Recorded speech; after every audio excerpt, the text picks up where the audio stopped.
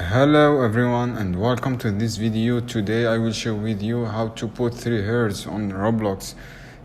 Typically allow you added only one hair piece to your avatar, but with the little tweaking you can wear up to 3 hairs, and you can open Roblox, guys, and go to avatar editor and choose the hair option.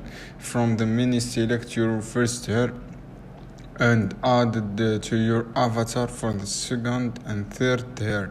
You will need to open Roblox website on a browser and go to Roblox catalog and find the additional hair pieces, and want to, instead clicking where, copy the ID number and found the URL of the hair item, and back to the avatar editor and the Roblox app or website. Open advanced section and the body and paste the copied ID, the asset ID filed and separated by commas, and you should now see avatar sporting 3 fabulous hair pieces, and this is called trick, guys.